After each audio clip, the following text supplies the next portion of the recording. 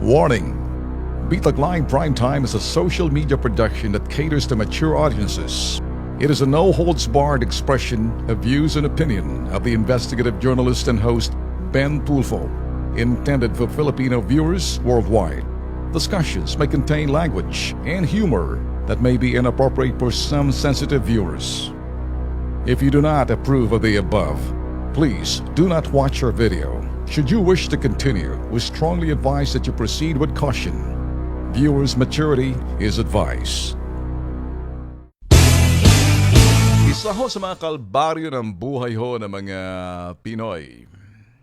Nung panahon ni Xbox S ni Pinoy. Yun hong MRT. Pipila ka, nauulanan ka rin, naiinitan ka. Kaya yung ibang mga negosyante na para lang magamit ang kanilang pagiging oportunista, mga opportunistic SOBs din, itong mga negosyante, naglagay ho sila ng mga tent na dadaanan mo para pag umulan, hindi ka mabasa. Kaya lang may mga nakalagay kung anong advertisement, mga pendehong putok sa buho rin, mga oportunistang sons of, wag na ho natin tuloy, social media ho to. Kaya lang, alam nyo, ang sabi ho, gano'n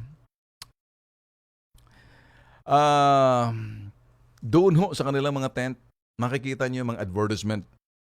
Pero, boss, kaya tumatagal ang pila kasi bibili pa sila ng ticket. Ngayon, ang mga ticket ng MRT, mabibili na lang sa mga mall. Dapat doon muna mabili yan para hindi ka na pumila kapag ikay mananakay. Wow. Ang gagaling naman ng mga tao ni President Digong.